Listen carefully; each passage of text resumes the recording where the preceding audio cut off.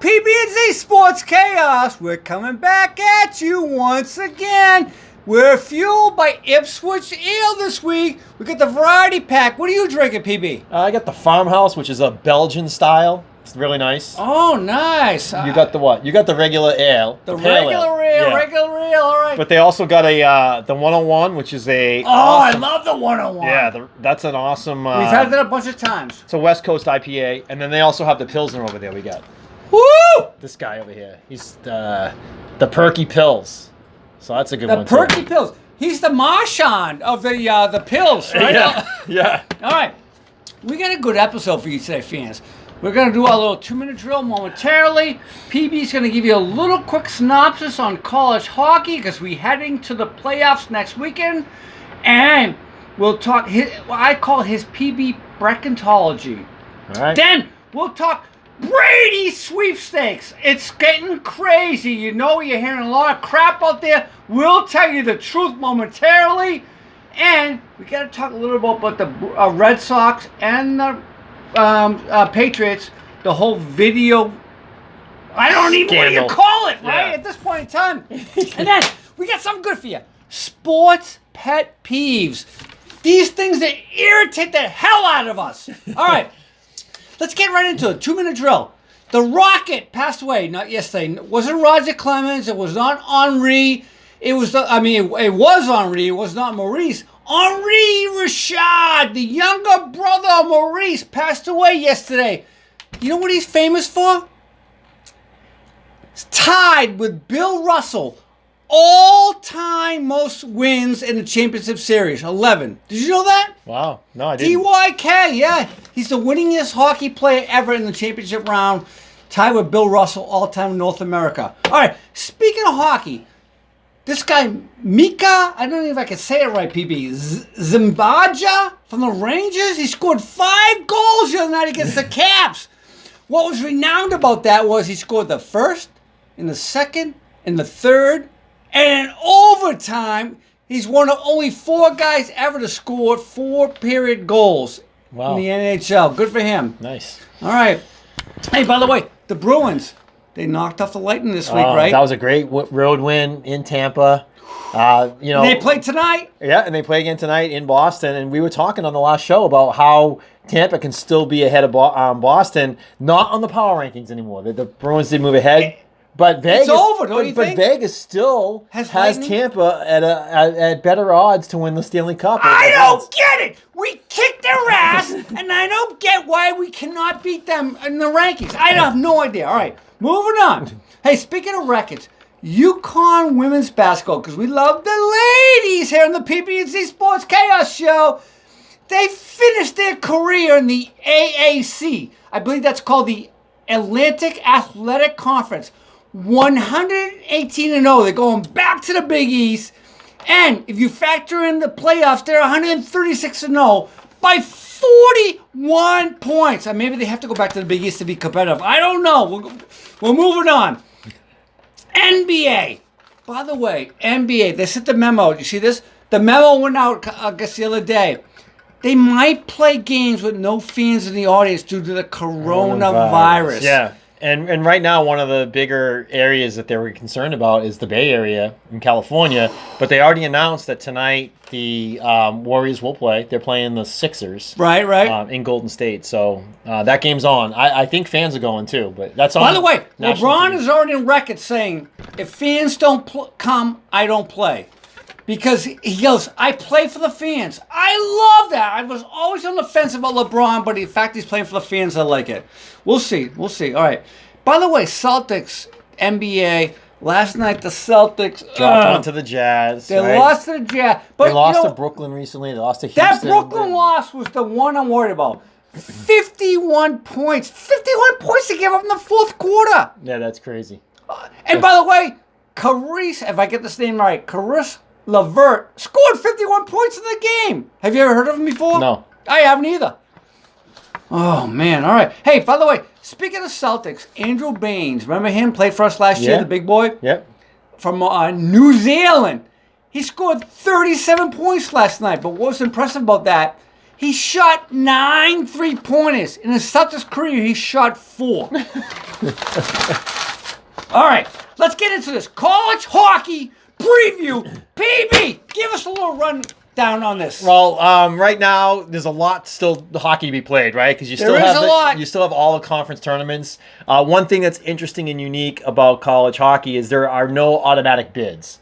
So even though you win one of the Power 5 conferences, it's kind of an unwritten rule that if you win your conference, you're gonna get a bid. Okay. And AIC will fall into that category. Okay. So that they're likely going to be in the tournament this year. Right now, you're looking at your top 4 seeds, pretty much clearing away regardless of what happens. You got Cornell, who's ranked number 1 overall. Cornell. Okay. North Dakota, Minnesota State. North Dakota. Yeah, they're in there a lot, right? They're in Yeah. Minnesota State and Boston College. Those are probably going to end up being your number 1 seeds. BC. And then you have teams like Minnesota Duluth, Denver. By the way, Minnesota Duluth has won the last 2 national championships. Oh, don't remind us, please. They beat UMass, right, last year. I know. And then the year before, they won the last 2 years. The year before that, Denver had won. So you're looking at those teams are both going to be in. They'll be in as probably 2 seeds, along with Penn State and UMass. Penn State? Penn State will be in the tournament for sure. Oh, I was not expecting that. Yeah. Okay. Yeah, and then you have teams like Clarkson, Ohio State, Bemidji State, which is in Minnesota as well. Minnesota, yeah. 218 those teams, those 2 teams are probably going to be in it as well. Then you have your teams on the fence, and this is where the local teams start to come into play, because we really haven't talked about anybody locally right now except for BC and UMass. They're shoo-ins. You have teams like UMass Lowell.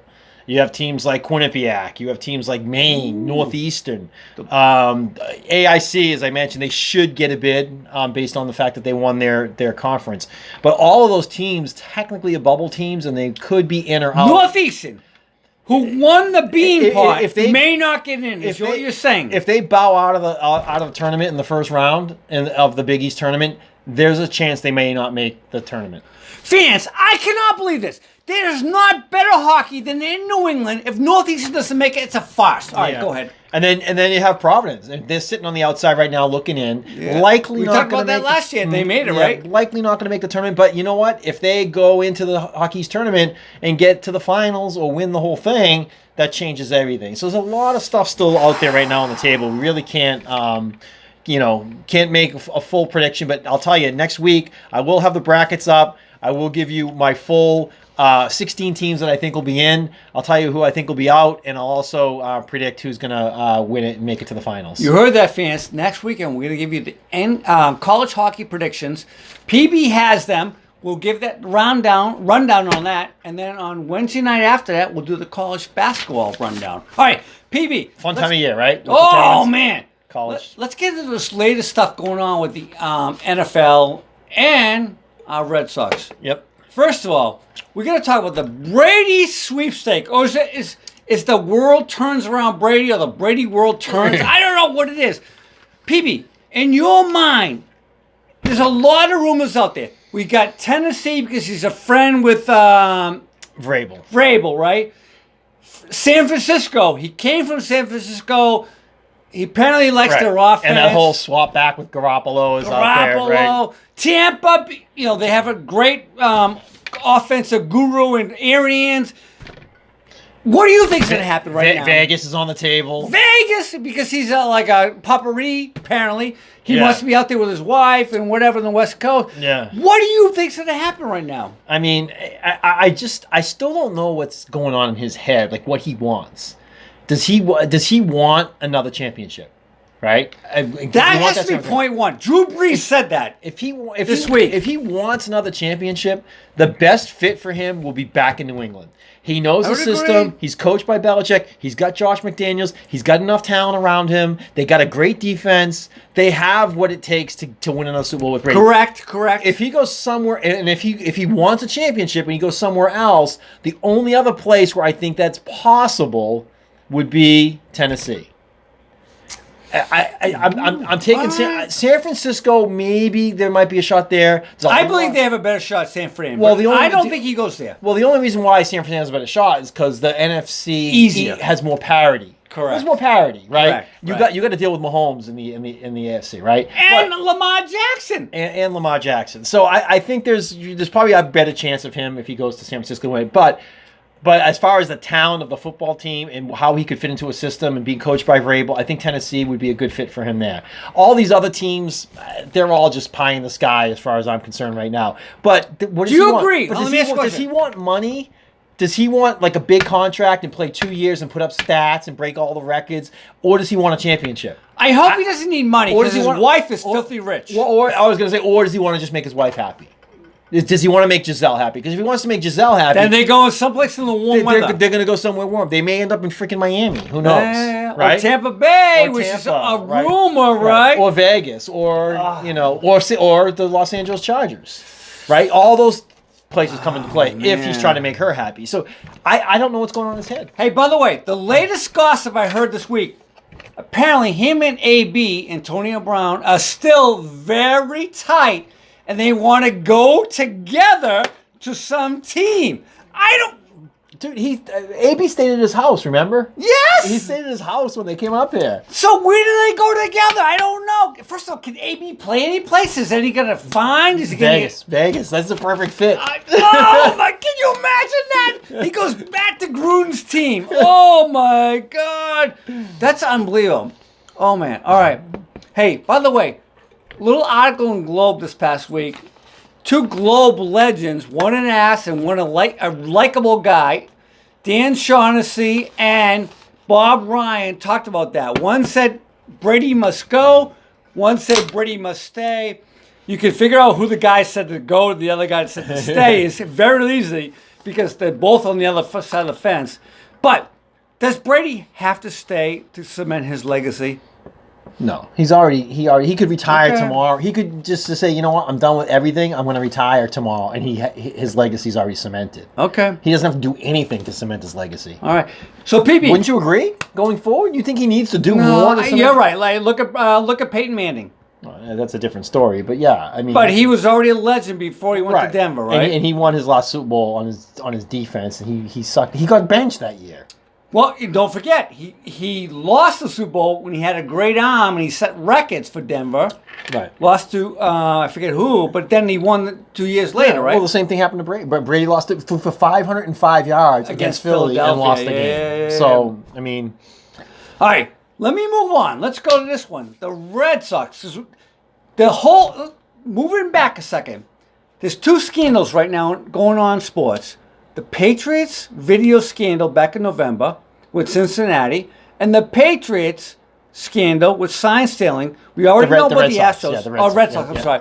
The Red Sox, they have not been determined yet what's going to happen for penalties. Mm-hmm. PB, what do you think happens? It's been kind of a. It's 5 months. It's been a back page kind of thing, right? It has? It's not really been. It's not getting all the press that the Deflategate not. did and all this other stuff. So, I mean, there might be a draft pick, something coming on along, but that's about it. Maybe it's a Do fine. both teams skate on this? I think they might. I think there's a chance they might. Oh! And by the way, the Sox played the Astros on Thursday in preseason. By the way, the Astros brought none of the pukes. Bregman, Altuve, none of the Correa, none of those pukes showed up for the game. They're taking the brunt of this stuff. I agree with you. I think the Red Sox and the Pats might skate. We'll see. The Pats have already been penalized a million times for like cybersecurity stuff. Yeah. Right? Yeah, right. All right, we'll see what happens. Hey, by the way, Chris Hill, is this a bad thing? Is he done? It's very bad. It's very bad. They pay that guy so much money, and he's too fragile. He's fragile. We talked about this before. What's he, 6'5", like 185 Yeah. pounds? You're bigger than him. Yeah. Crap, for crying out loud. And you know what? He actually is a competitive guy. He- He wants to. I think he might give the money back. He throws mean stuff. Oh God! But you know what? Pedro. Look at Pedro. I mean, granted, Pedro wasn't Same as guys. tall, but he's Yeah, a yeah. wiry guy, right? Through a lot. Great fastball. Had some great Right. off speed stuff. Yep. I mean, but there's something about Sale that just doesn't sit well with me.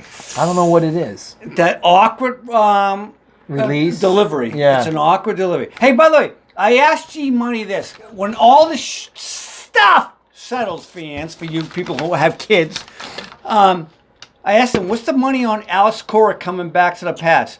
Vegas apparently doesn't have a line yet. I'm surprised by that. Oh. Because I honestly believe he comes back in 2 years. You think so? I think so. As the manager? As the manager, yeah. I do. All right.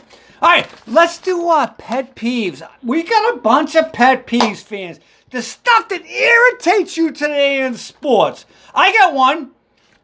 Load management. PB, what do you think about when you hear load management? I think about guys who are getting paid and should be playing and are taking time off to be better at the end of the year. But it's all crap. It's to me, it's a bunch of crap. I got 4 names for you. You're a hockey guy. Doug Jarvis, you remember him? Yeah. Doug Jarvis played 964 consecutive games in the NHL. Oh, Glenn Hall, do you remember him? Yep. 507 games starting as the goalie in the NHL. But we just talked about this last week with Tuukka. Is he going to win the Vezina Trophy? But he hasn't had enough playing time, right? Yep. They're storing him for the playoffs, right?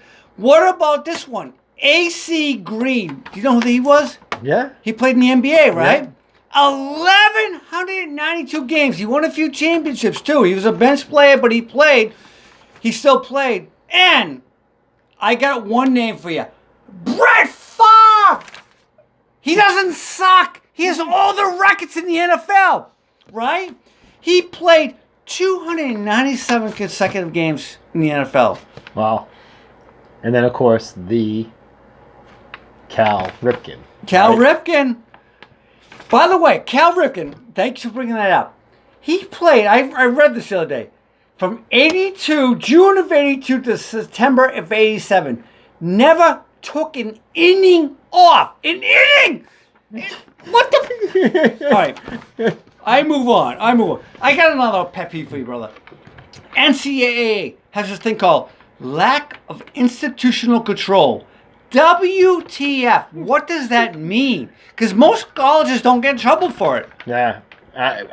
What is that? I don't know. I have no idea. I have no freaking idea. If you don't get penalized, what is it? Is that the coaches like beating up the kids? I don't know. Or is there strippers at the parties? I have no clue what that means. I don't know either. Well, you got anything? I have 2 things. All right. I have one mild one that really bothers me. My mild one is the inability of NBA players to make free throws.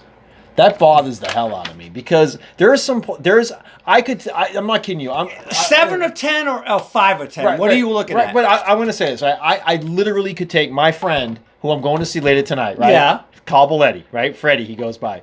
Freddie! He's a great shooter. I could put him on the free throw line tomorrow, and I guarantee. And it's all about consistency, right? It is.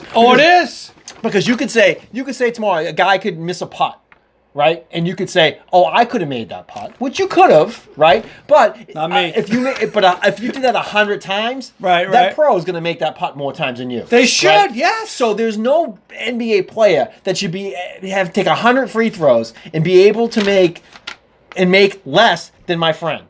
And I guarantee you put Carl. Good point, Carl. You put Carl on the line tomorrow and have him take free throws. I guarantee you he will be 10 or 15% of the NBA would have a lower free throw percentage than him. Andre Drummond, we're coming for you. And he's 52 years old. And he just man. So how can you be an Shaq, we're coming for you too. How can you be an NBA player and have a lower free throw percentage than some 52-year-old guy off the couch? How is that possible? And I'm not talking about a random shot. Good pet peeve. Yeah, I'm talking about over 100, even 1,000 part shots. of the game. Even 1,000 shots. He'd be better than 10% I like of the that one. NBA. So that's great. My other one that really bothers me is fighting in hockey. You brought this up. Don't get me wrong. I love the fighting. What I don't like is how now everybody has helmets, everybody has shields, and they don't take their helmets off. Yes. They should. If you're gonna fight, I don't want to be trying to punch an ear hole and having a bloody hand because all I'm doing is hitting plastic on a helmet. Like, take your freaking helmets off and duke up, and put up your fists and get ready and battle it out. The minor leagues did that. I don't know if they're still doing it, but they did that for years. They took their helmet off. It's part of the respect of getting into the fight. Respect to the game. That bothers me. Those are my two. That's it. All right, PB, I got a couple for you. How about this one? NBA now has an official stat for 30-foot shots or longer. WTF? If Bird knew was going to be an official stat, what have we done? Well, how far is the three-point line? 23. Oh. Bird would have shot 35 feet every day. Come on. Give me a break. How about this one? Joe Lunardi, last four in, last four out, and now it's last four buys. WTF? What does that even mean? I think they just want to. They want to say, here's the teams that are going to finish. Because how many teams make the tournament now? 64, 68 now. 68. With the, so what they're telling you is they're telling you who's 69, 70, 71, and 72. If you're on the committee, do you do the countdown? I'm not doing the countdown. I don't care who the frick the other 1, 2, 3, 4. You're out. Yeah, that's what they're saying. These are the four teams that are the best teams that aren't going to make the tournament, and they're teams like NC State's in that conversation, Wichita State's in that conversation, Cincinnati's in that conversation. There's those teams that they're basically it's a fancy way of what they used to call the bubble teams, right? There you go. Now they're calling them first four. I got something for you. You're the hockey guy. You get a 1 point for losing in overtime. You get 1 point for losing in overtime. Yeah, that rule changed a while ago. Yeah, I know. Should that be a rule though? Does that? As a fan, as a long-time hockey fan, what do you think? Well, here's what it used to be. If the game ended in a tie, right, the game ended, and each team would get a point. So you automatically got your point for time. But then it went to overtime. So then they said overtime, and we're going to give the team that wins in overtime that bonus point. Right. So it has nothing to do with the team that's losing in overtime. The team that's losing in overtime is still getting the regular point they would have gotten if you gave a point to each team for a tie. Okay. They're just giving a bonus point to the team that wins in overtime. All right. You see the difference? I get it. I like it. All right. Let's go to baseball because I'm getting nuts about this. The whole thing about rating players on WAR and OPS. I'm not a big fan of WAR. I am a fan of OPS, though. You are? Yeah. Let's talk about WAR for a minute. So WAR, why are you down? Because I'm down on WAR. Yeah. You're done on it, too? I am, too. Yeah. Wins against replacement players? Right. Wins over replacement, which basically is if you weren't starting that game and someone else was, would have you still won the game? And it's based on defensive plays. It's based on throws that you make. It's based on your error. It's based on so many different stats against you, the player. You have no factor in that, right? Which is why they say it's a good statistic because there's so many permutations of statistics that are built into this, like sabermetrics, whatever it is, that make it a stat. All right. I'm not a fan of it. OPS, you like it? Well, that's on-base percentage plus slugging percentage. All right, describe that for the fan that doesn't know. So an on-base percentage is if you get on base via a hit, hit by a pitch, or a walk. Right. That's considered getting on base. A fielder's choice is not getting on base. That's not considered getting on base. Okay. Or if you get on an error, that's not considered on base. Okay. So what it does is it takes into account walks as part of getting on base. Okay. All right. And if you walk 100 to 130 times in a season, that's a good thing. But then they factor in slugging percentage, right? So it's on base percentage plus your slugging percentage. So that means when you do get a hit, right? Are you getting singles every time up, or are you getting doubles, triples, extra base hits? So that's another calculation. A slugging percentage is based on your number of bases you get per at bat. Right. So if you have a slugging percentage of 1,000, that could be either go for 4 for 4 with 4 singles, or you could go 1 for 4 with a home run. Okay. Either way, you would have 1,000 slugging percentage. You see how that works? Yep. I got it. So are you a fan of that? I get that. Are you a fan of that? I think that's the best judgment of a player. I think that is the best. I think that's the best statistic. As an old timer, I like home runs, batting average, and whether or not you're in the lineup. All right. Well, those all come into play in OPS. Hey, by the way, let's talk about sportscasters. So wait, if you walk 130 times a year, is that bad? You don't have as many at bats and hits, but you're getting on base, you're scoring runs. All right, I'll add runs. If you score runs. Okay. All right. Hey, by the way, let's talk about sportscasters. My pet peeve is when do sportscasters or announcers become bigger than the game? Scott Van Pelt. He's okay. You know what? Should he be bigger than the sports game today? No. No, absolutely not. I agree with you on that one. All right. Oh, I got one more than you. Because he broadcasts games. SVP does not. Joe Buck. Joe Buck. Are you sick of Joe Buck? I like him for baseball. Oh! I like him for baseball. All right. By the way, you're a golfer. It's in the hole from 100 feet away when fans yell at. Are you sick of that shit? If you're watching a golf match and Tiger hits the ball, it's 200 feet away, and by the way, the minute he hits the ball, they yell, it's in the hole. Yeah. Is that stupid? It is. It's very stupid. Stupid fans, stop yelling, it's in the hole. We hate it. All right.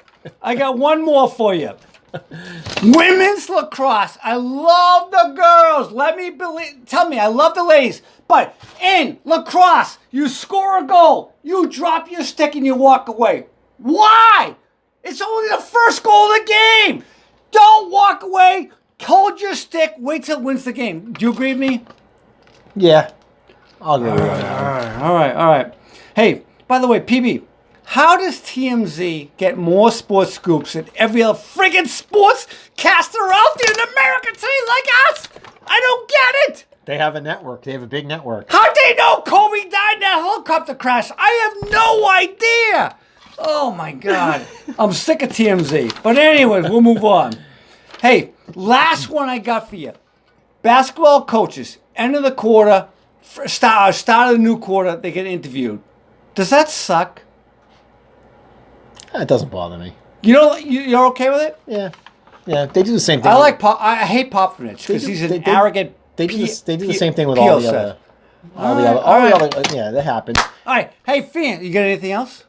No, I'm good. I'm good till we do brackets next week. Brackets next week. Fans, go on our Facebook page. If you have some sports pet peeves, please tell us about them. We want to hear about them. PB&Z Sports Chaos. Signing off.